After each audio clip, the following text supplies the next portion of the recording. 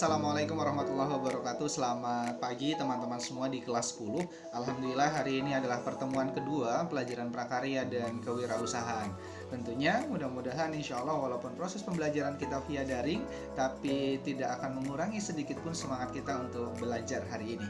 Nah, teman-teman sekalian, sebelum kita lanjut di proses pembelajaran pertemuan kedua ini, saya ingatkan kembali bahwa pertemuan pertama kemarin kita ada tugas dan pastikan tugas itu diselesaikan, gitu ya. Kalau misalkan saya belum sempat kirim, Pak, terus kemudian saya belum sempat mengerjakan, segera selesaikan, segera tuntaskan tugasnya. Karena apa? Karena nanti di akhir semester menjelang ujian, saya akan cek satu persatu catatannya.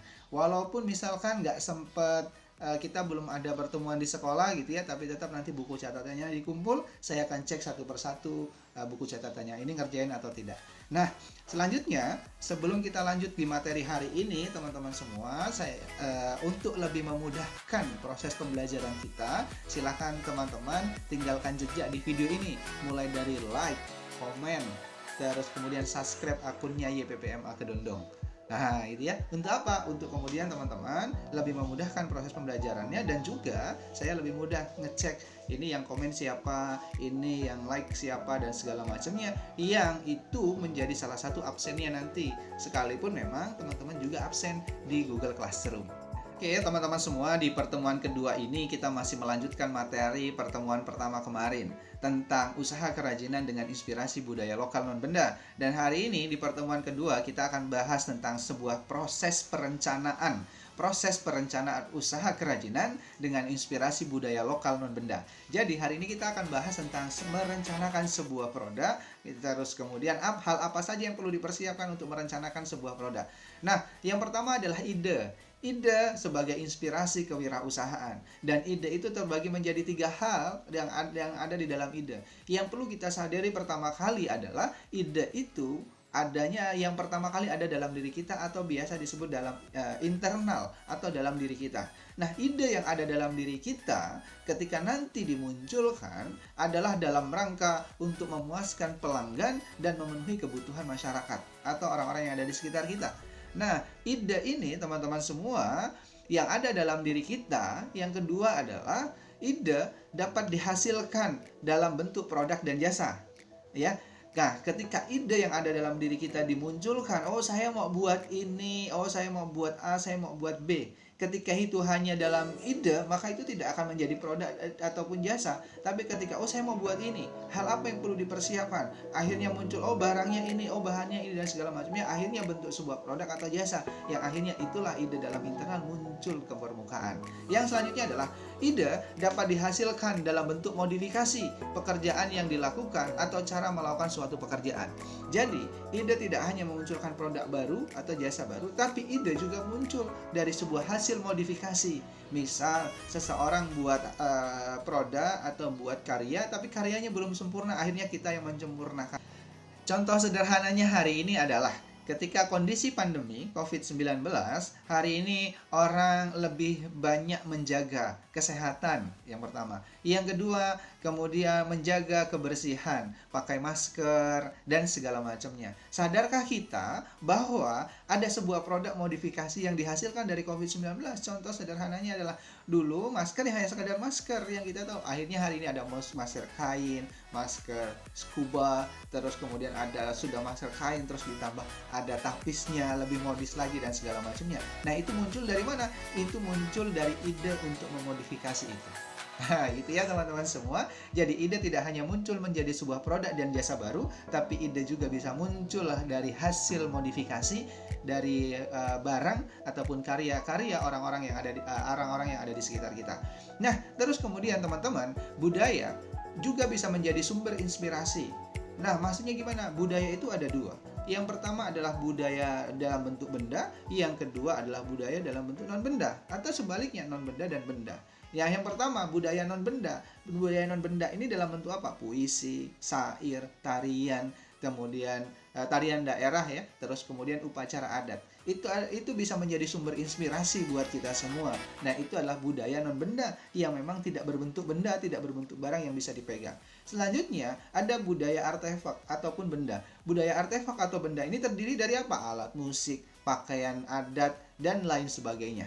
Nah, itu kenapa benda? Ya karena ada sesuatu yang bisa kita pegang. Misalkan alat musik, ketika munculkan sebuah musik daerah, maka musik daerah itu adalah budaya dan benda karena tidak bisa dipegang oleh kita. Gitu ya. Nah, oke, teman-teman semua, setelah ide muncul dalam diri kita, maka selanjutnya adalah menganalisa ada peluang usaha apa yang ada dalam diri kita. Kenapa? Menganalisa ini menjadi sesuatu hal yang penting karena menganalisa ini akhirnya nanti akan memunculkan apa kebutuhan masyarakat. Menganalisa juga ini kita bisa munculkan, ini kita bisa lakukan dengan menganalisa kebutuhan-kebutuhan orang-orang yang ada di sekitar kita. Yang pertama adalah dalam proses menganalisa peluang usaha yang kita lakukan adalah yang pertama dalam rangka menciptakan produk baru dan berbeda. Yang pertama, permintaan barang dan jasa yang dihasilkan. Oke, setelah menciptakan produk baru yang berbeda, gitu ya, kita perlu tahu. Makanya perlu menganalisa apa kebutuhan masyarakat yang akhirnya apa yang dianalisa, permintaan barangnya apa atau jasa yang dihasilkan dan seterusnya. Yang kedua adalah waktu penyerahan dan waktu permintaan barang dan jasa. Yang kedua, mengamati pintu peluang. Nah, kita perlu mengamati ada peluang apa saja yang ada di sekeliling kita. Jangan-jangan banyak peluang yang ada di sekeliling kita, namun kita hari ini belum bisa memanfaatkan, belum bisa melihat peluang itu. Nah, bagian dari mengamati pintu peluang itu yang pertama adalah kemungkinan pesaing mengembangkan produk baru. Yang kedua adalah pengalaman keberhasilan dalam mengembangkan produk baru. Yang ketiga adalah dukungan keuangan. Yang keempat adalah keunggulan-keunggulan yang dimiliki pesaing di pasar. Jadi kita mengamati orang-orang yang ada di sekeliling kita, yang akhirnya tadi bisa memunculkan produk baru atau jasa baru, atau kemudian kita memodifikasi, oh ini belum sempurna, oh ini perlu ditambahin ini dan segala macamnya, yang akhirnya punya nilai jual lebih. Oke teman-teman semua, dalam proses menganalisa peluang usaha ini, tentunya yang selanjutnya kita menganalisa produk dan proses produksi secara mendalam. Oke. Oh, setelah tahu ini kurang maksimal, oh ini perlu, maka kita perlu menganalisa lebih dalam proses produksinya seperti apa. Yang selanjutnya adalah ketika kita sudah melihat, oh proses produksinya seperti ini, ternyata mudah ya, oh ternyata prosesnya sangat rumit ya. Nah, biayanya berapa di dalam proses produksinya? Yang selanjutnya adalah memperhitungkan, tentunya memperhitungkan proses resiko yang mungkin terjadi.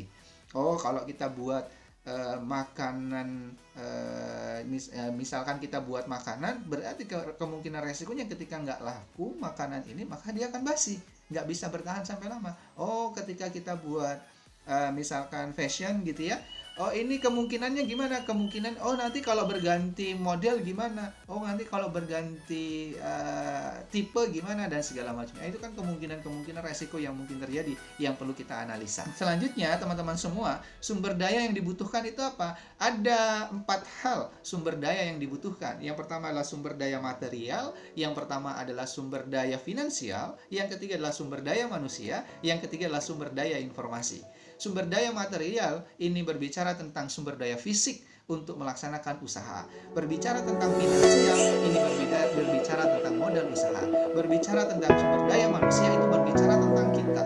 Kita ketika mulai usaha bukan hanya sekedar berusaha, bukan hanya buat karya jual dan seterusnya. Kita pun perlu ilmu bagaimana manajerial, ilmu bagaimana mengatur keuangan, ilmu bagaimana membina tim, ilmu bagaimana menjual produknya, ilmu bagaimana mengembangkan dan segala macamnya. Maka SDM menjadi salah satu hal yang sumber daya yang penting. Karena itu berbicara tentang diri kita, bagaimana kemudian diri kita bisa berinovasi dan menjadi orang yang kreatif dan berinovasi. Yang selanjutnya adalah sumber daya informasi. Harus tahu kebutuhan konsumen, harus tahu bagaimana strategi pemasaran dan segala macamnya. Kebutuhan konsumen, strategi pemasaran dan lain-lainnya dibutuhkan ketika sumber daya manusianya mau belajar. Maka jangan berhenti untuk belajar. Oh saya sudah bisa ini, oh bukan berarti sudah bisa itu.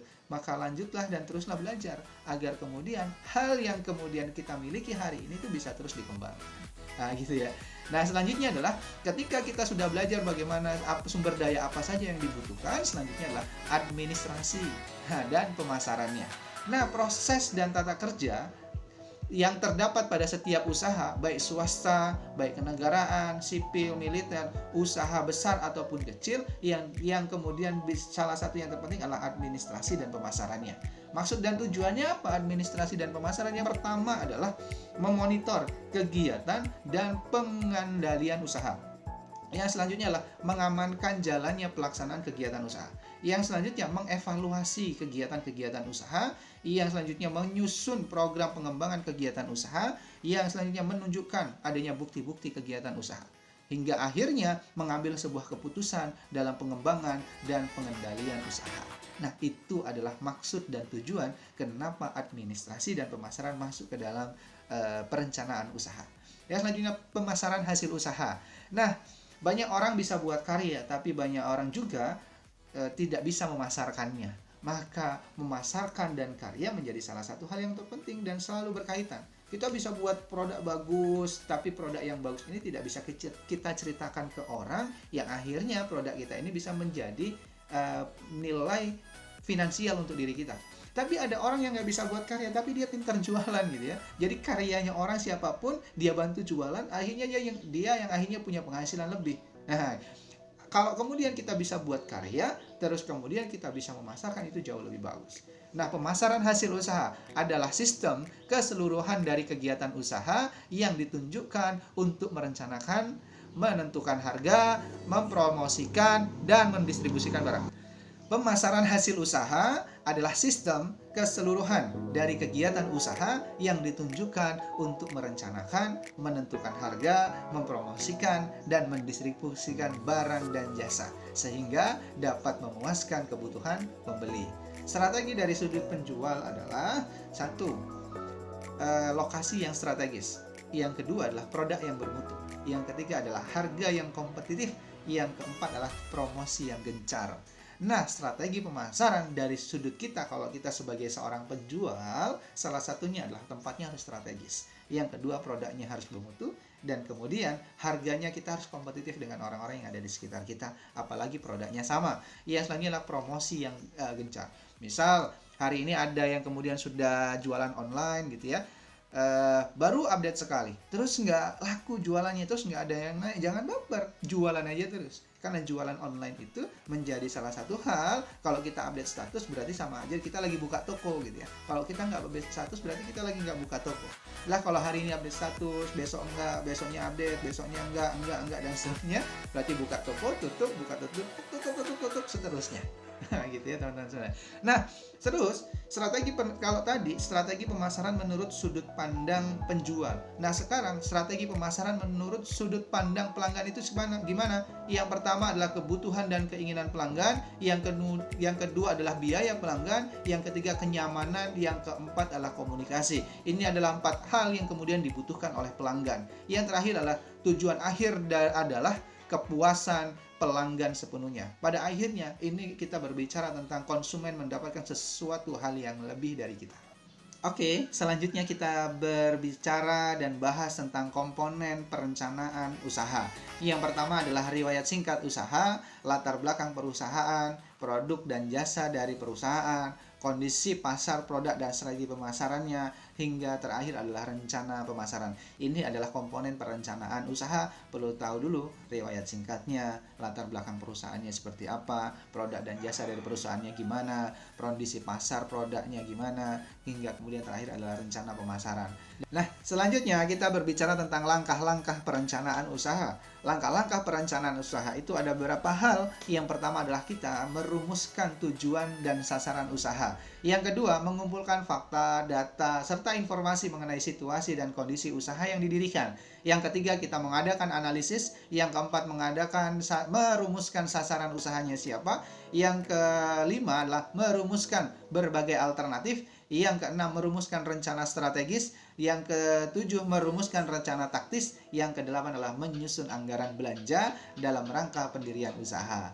Nah, itu adalah hal-hal yang kita pelajari di pertemuan kedua ini, teman-teman semua. Silahkan materi ini dipelajari, ditonton videonya berulang-ulang. Kemudian jangan lupa materi ini dicatat ya. Materi ini dicatat. Karena apa? Menjelang ujian semester nanti catatannya akan saya cek satu persatu gitu ya. oh ini nyatet enggak, ini ngerjain tugas atau tidak, dan yang lain-lainnya. Sebelum saya tutup, teman-teman semua, ada tugas yang perlu dikerjakan teman-teman semua.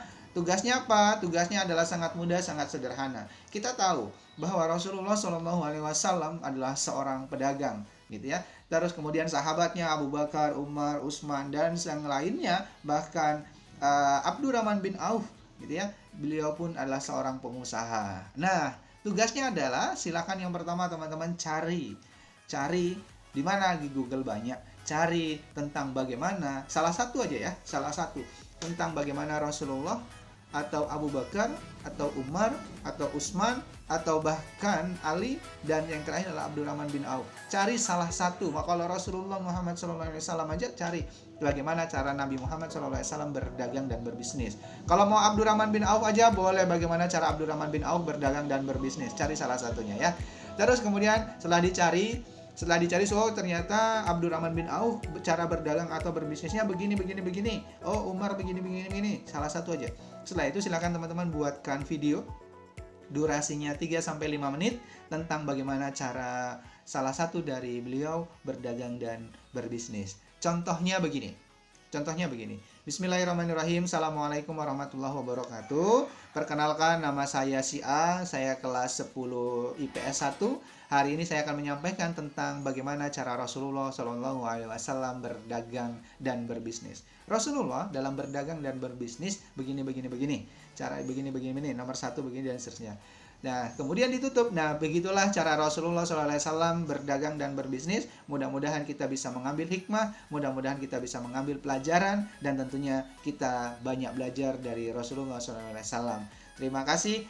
Assalamualaikum warahmatullahi wabarakatuh. Nah, kurang lebih kayak gitu ya. Tugasnya buat videonya, durasinya 3-5 menit. Kalau nggak sampai 3-5 menit gimana? Nggak apa-apa, yang penting sudah mencakup itu semua. Oke, terima kasih. Sampai jumpa di pertemuan selanjutnya. Mohon maaf apabila ada kesalahan. Assalamualaikum warahmatullahi wabarakatuh.